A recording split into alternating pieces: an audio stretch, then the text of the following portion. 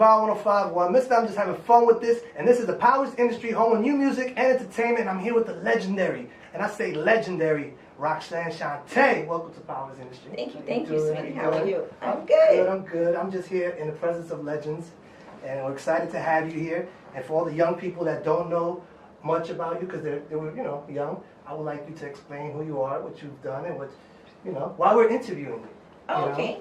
Well, my name is Roxanne Shante. I started making records when I was 14 years old, and this was back in the 80s. Some consider me to be one of the first female rappers to truly break ground, I guess you would say, or maybe to be to have, I guess you would say, radio airplay on a consistent basis, and actually be able to come out and the first to put a battle record on wax. And female rapper. Yes, I guess I've done quite a few things. I've done some stuff. I've done some things. Absolutely. So for those who don't know, she had a song. It was Revenge? Yeah, Roxanne's Revenge. Revenge, and she went at another group, I think it was UTFO, right? Absolutely. You gotta correct me if I'm wrong. Don't worry. Not that good. Don't worry, I got you. And she made history. She actually heard a record and wrote a response to it, and it became like bigger than the original record. It was like humongous. And if you was in school, you was listening to that. That was like the biggest thing, the biggest craze.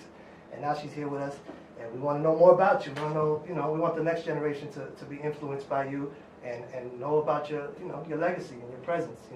Absolutely. Well, I mean, if I had to sum up Roxanne Shante in just a few words, I would have to say that I was definitely a trailblazer, a trendsetter as far as fashions with the big earrings and different things like that. I'm also, quite humble with it right now. So, you definitely influenced a lot of kids at that age, at that time. Like, you were definitely a trendsetter because everybody had the big earrings. Everything we would see on the MTV Raps or whatever it was back then, we just imitated it. Yeah, recently this year it was I was featured in Vogue for that. So and also in Teen Vogue they had an article regarding the fact of the influences that I've had on fashion starting at that age.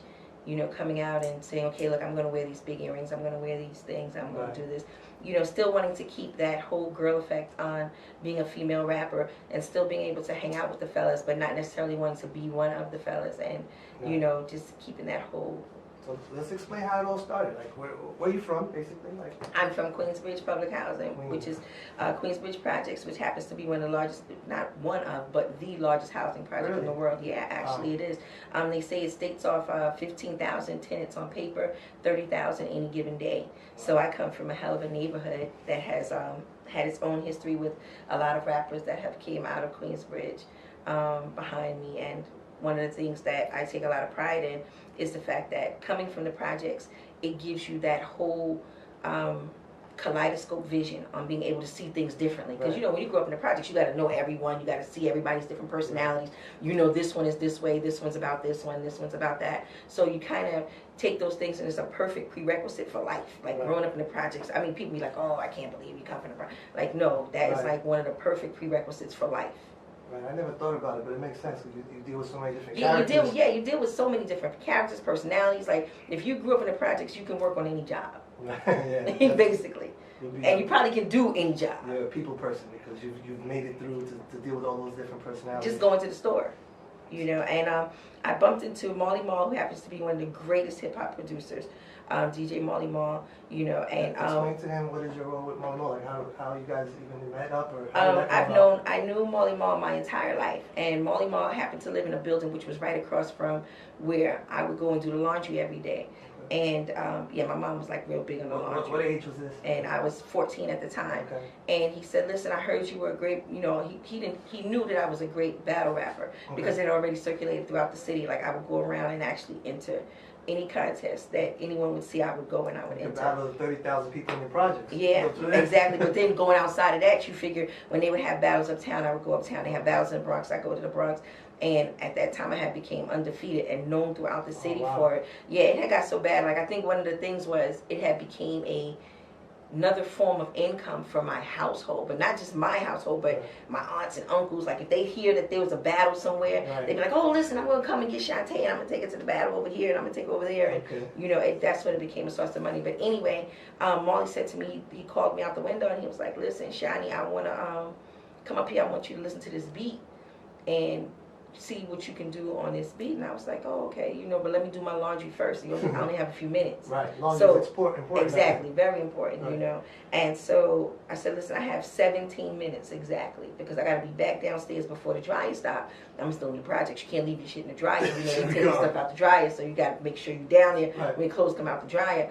Or, you know, before the dryer get too hot, clothes start smelling like smoke. You know, I just didn't want to. Or it'll disappear. Or they disappear, exactly. So he said, okay, 17 minutes, all right, no problem.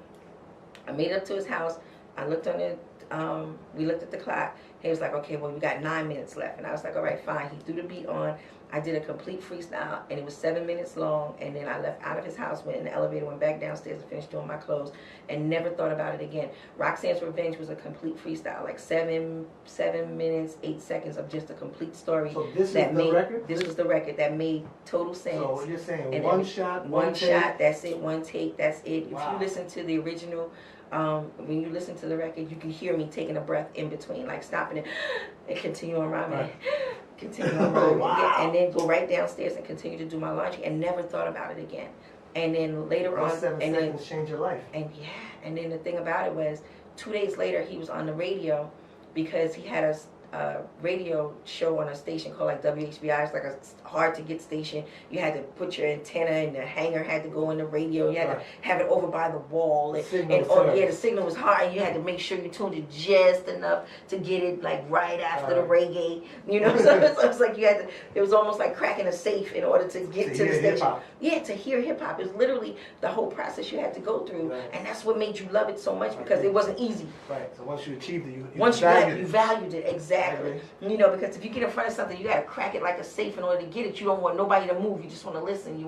That's why you would tape it and record it, because you knew you weren't going to get it again until the next following week. Wow. And he played it, and when he played it, it was like 1 o'clock in the morning. Okay. You know, so not everybody can be up at 1 o'clock in the morning. You know, you're 14 years old, you can't really be up that late or whatever. And my phone rang in my house, and my mom was very strict, and so she didn't play games. And when the phone rang, I was saying to myself, like, please, let somebody have died, because if she gets up and this is somebody asking for me at 1 something in the morning, it's over for me. Right. Like, it's over for me.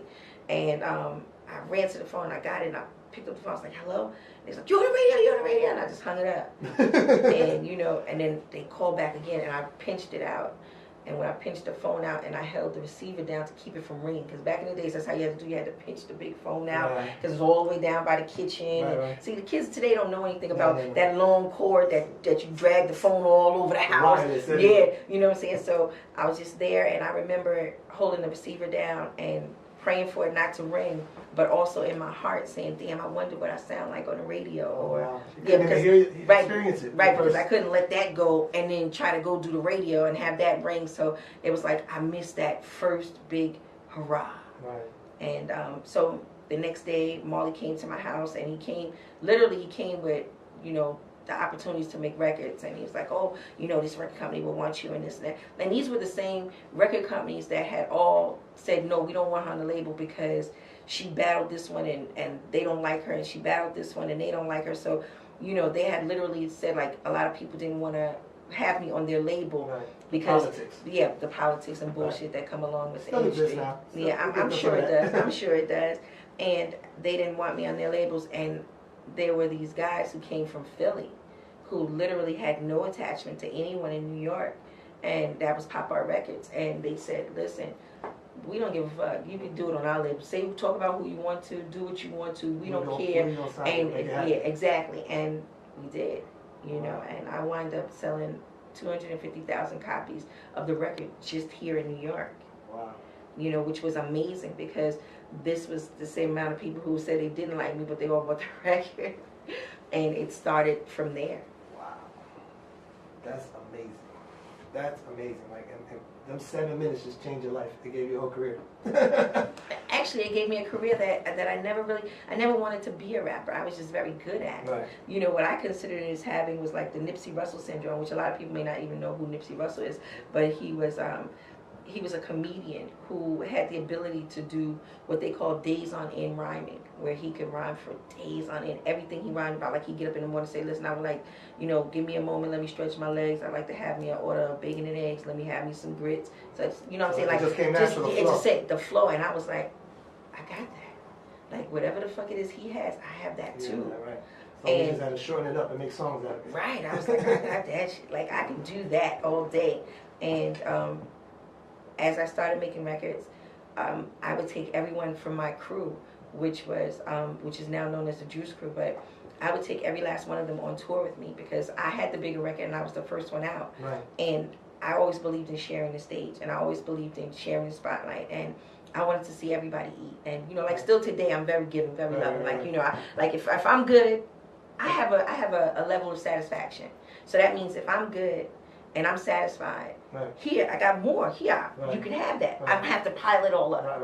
You know, and I've never been that way. So I've never been a person to be selfish with it. So in turn, I was able to create a phenomenal crew of MCs because they knew that they were loved. And this is the Juice Crew. This is the Juice Crew. So every last Juice Crew member has been my DJ because that was the only way I could get the promoters to put them on the bill in order for them to travel and cover their airfare and cover their hotel. So how was it being on tour with a bunch of guys? Were you like, I just came back yesterday from being on tour with the same bunch of guys, which is amazing. But at 14, 15 years old, I just came back from, we just came back from overseas. Myself, MC Shan, Master Ace, Cool G Rap, Big Daddy Kane. You know, we just finished up. A lot of Brooklyn, Queens there. We just finished up a UK tour just now, and it's still the same way. Like we still walk in the airport, I still feel like the queen. Like I walk in and I'm in the middle of all of these big guys, and you know, as I've gotten bigger, everybody else has gotten bigger also. So you know, it still gives me that same comfort, that same feeling of being around them, and then looking at them and knowing that everyone is great at what they do. Like you know, you look at Kane and you say, okay, he's incredible. You listen to G, you know G's incredible. You know Master Ace incredible. You know Shan incredible. Biz incredible. You know, so they were entertainers. So I sit back and I sit back and I say, wow, you know, everyone started off as my DJ because I seen it in them. And if they would have went someplace else, let's just say hypothetically speaking, if they would have went to another crew, because they were so talented, they may have been held back, which is what happens to a lot of great MCs. They get on to these certain crews, these certain companies, you know, they get part of these certain groups, and then because they're so good, people hold them back because they don't want anyone to be better than them. Person don't want to doesn't want to exactly. But for me, you know, I felt like, and I still do today, the greater you are, the greater it shows my ability to be able to tell who has greatness. So therefore, you know, the greater you become, the greater I feel. And I love it. Like even with Nas, like I never told Nas a story. Nas actually told his story himself in his documentary when he told him, like, you know, if it wasn't for Roxanne Shante, there wouldn't be no Nas, because I told him to, you know, that if he wasn't good on stage, I was gonna fuck him up. Like I had a really you told him what? That if he wasn't good on stage, I was gonna fuck him up. Like I was just like, I'm gonna fuck you up. You better be good. You hear me? You know, like, yeah, go back. I don't like what you're doing. Go. And he changed. And then when he came back to me, he was like, you know, I'm now Nasty Nas. And I was like, wow, I'm impressed. Like, okay, good. Like I ain't gotta. You coached him. Like I ain't gotta fuck you up. Like I ain't gotta fuck you up. You really did it. And I didn't tell that story. Like I don't walk around telling the stories of like, oh yeah, I made this one, do this one, I made that one. I allowed them to tell their own stories in their own time. So when he did that, you know, a lot of people were ringing my phone and calling me like, yo, you told Nas, you said this to Nas, and I said, well, you know, it came out of Nas's mouth, so it wasn't like I said it. And so you give and you help people without looking for anything in return. You're not doing it for credit. It's just out of the kindness of your heart. You just like to. You see something that's talented, you want to. Exactly, and I do. That's God's given, though. That's just the way you are. Yeah, I do, and I think because of that, you know, Roxanne Shante has never had a hungry day. You know, Roxanne Shante has never had, you know, a rough moment where, you know, she was trying to figure out what she was going to do next or what was going to happen. I think everything has a constant flow when you are that type of person, and I'm just that type of person. Like, if you're good, like if we're in a race, and I know you run faster than me, why would I risk losing the race? Just because I want to run and I want people to see me. No, this is the fastest motherfucker. He's going to run. Like, we're going to hand everything to him. He's going to run. But the catch is, if you don't fucking win, I'm going to fuck you up because I got a lot of faith in you. Like you know, so you better win. That's how it was done to Nas. That's how it was told to Nas. You know, and they do it. So it's great. Wow. Like right now in this, like 2017, like what do you listen to now in your car? Like what do you listen to? What do you enjoy now? Is there any rappers anybody listen to? Or do you... Not listen to any of the female artists anymore. You know what? I do. Like I listen to the Cardi B's, and I listen to the Nicki Minaj, and I listen to the Remy's. Of course I do. You know, these are like my little sisters. And so though I may not always agree with everything they say, they are still my little sisters, and I'm still very proud of them, and I'm still happy of what they do and where they take hip hop. You know, and that they make sure that they recognize us. So I'm not an angry person. So yeah, I do that. Now, is that something that I constantly keep on rotation in my car? Absolutely not. I mean, I still drive a car with a tape deck.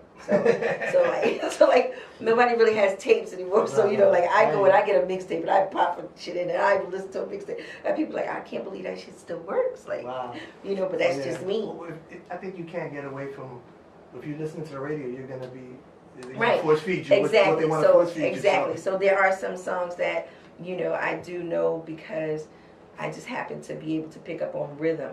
And I'm not going to say I pick up on lyrics, but I pick up on rhythm. And when flows and stuff like that. So when we pick up on certain rhythms, you know, even babies pick up on rhythms. So they're not necessarily picking up on the lyrics, but it's the rhythm. So if they flow with something and you hear it and you're like, okay, and it's catchy, and then, you know, but the thing about it is because they don't possess that much substance, they don't stay.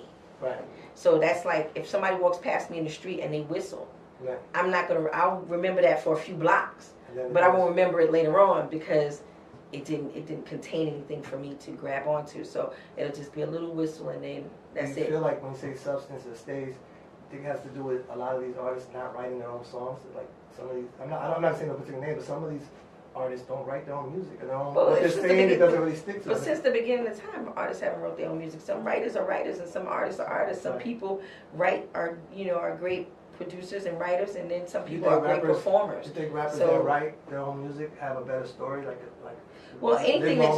anything that you do yourself is going to last longer because you put it into yourself. If you took your time out and you built your own house, then every brick is placed the way you want it to be placed, as opposed to if a construction worker or somebody came in and they put it up. Painted a picture of you, but it's not really you. Right, exactly. So yeah, that's what you're going to have with that. But as far as being able to give a delivery, you know, you have some great writers who can't deliver shit. They can put it on paper, but then they need to But then they need to hand it to someone else, and that person brings it to life and delivers it. So therefore, you know, you still must give that person credit also, because mind you, what good is a book of rhymes if there's no one to hear it? No, it makes sense. I agree, 1000%. Makes a lot of sense. Interesting. You're getting jewels right now. These are gems right now being taught of a legend, Roxanne Shante. Let me see what else we could ask you. What else? What's next for you? What else are you working on? I just recently did a movie, which is called Roxanne, and it was produced by Forrest Whitaker and Pharrell Williams. Amazing. We have Mahershala Ali. He's in it. So you know we have Golden Globe winners. Nia Long is in it. Another young lady named Shante who actually played me, and her name is Shante, which was incredible because she walked in and she was like, "My name is Shante," and I was like, "Oh, okay, she's really into the part." The stars aligned. Right, but then when I seen her ID, I was like, "Oh my gosh, her name really is Shante. Like she was born for the part."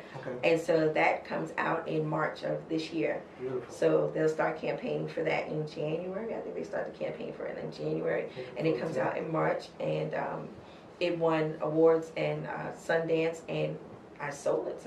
So I guess one of the main factors is still being able to have that story and still being able to benefit from it, or you know, like how people many are interested in it. So yes, and then how many people can your side of the story, and you're not the whatever people imagine the stories were or the career was. Right. You paint the picture. How involved were you in the executive producer? Oh, okay. Yes, I was on set every day, and I was there, and we ran everything by me, and from the costumes to even when we were picking out who was going to, when we were casting. So I stayed totally involved in it, which was my first time being able to do that, but it has led to other deals.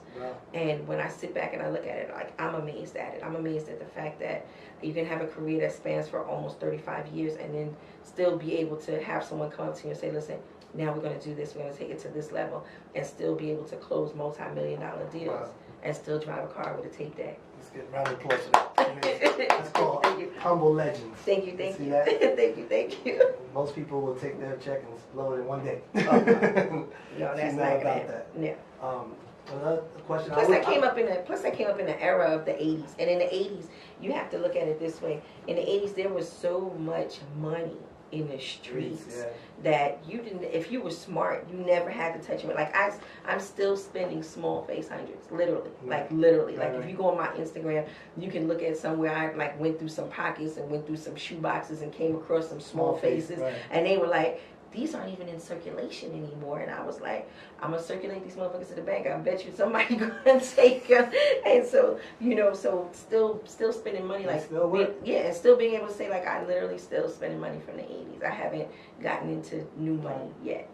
Was it difficult, like, when you would do, like, battle raps, stuff like that? People took it a lot, like, I know back then it must have been a lot more real. Like, people would really confront you about it. Were they pissed about it? Like, how did? Oh yeah, absolutely. But I also traveled with a very strong crew. I also have a very strong presence, and I don't walk with fear. I never have. Okay. And I don't walk with fear. I walk with faith. Right. And what's going to be is going to be. And because I'm a person who's not afraid to take a loss, though I have not had, many in my lifetime, I'm not afraid to take a loss.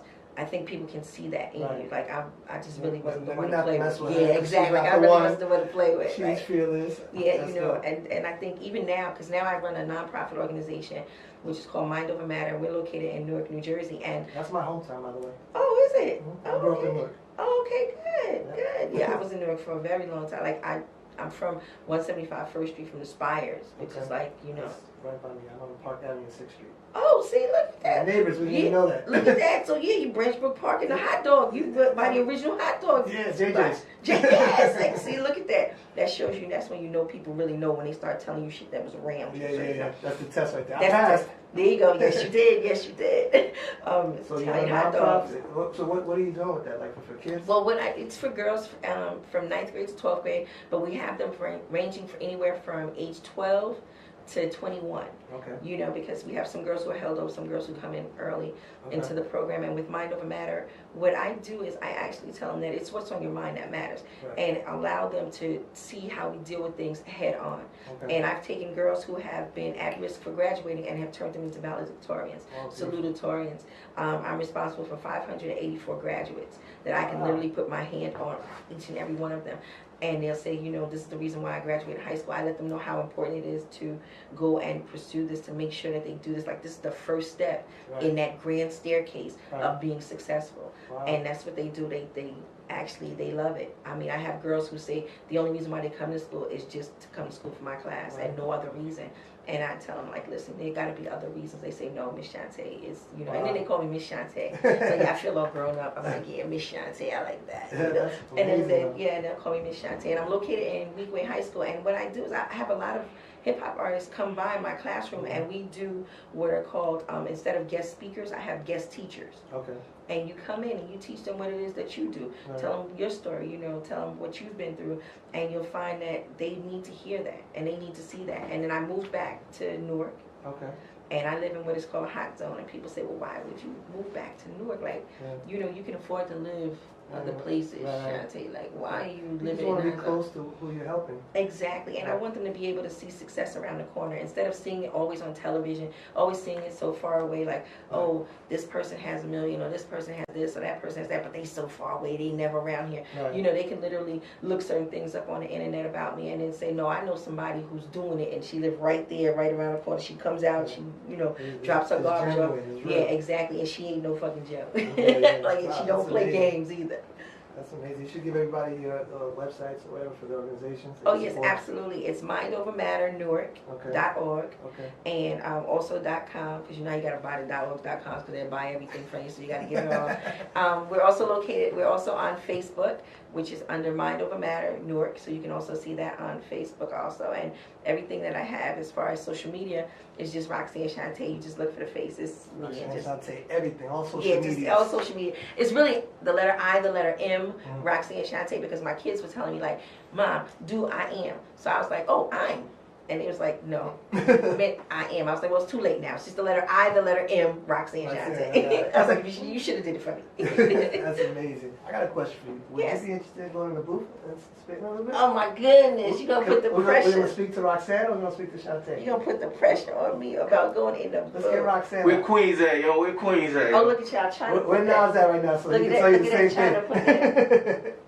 Trying to put that pressure on me. Well, let's see what we can do. We're gonna get in the booth. That's what it is, baby. Powers Industry. This is what it is. We just having fun with this right now. Let's do it. Set you free, nigga, the truth. Every time I step in the booth, I speak the truth. Y'all know what I'm bringing to you. I bring the truth. Motherfuckers know who I be. I be the truth. When I speak, set you free, nigga, the truth. Nigga, the truth.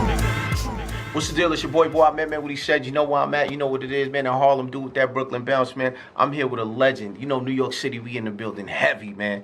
But you know what? I'm going to get out her way and let her do her thing, man. Because a lot of y'all don't understand. First real female battle rapper that took on KRS-One and took on everybody out here. The real Roxanne, it was just the revenge like crazy. You know what? Let's take them back and show them what them bars was like. This is what it really should have sounded like. What is that, 86? Yeah. Take them back to 86? Let's go.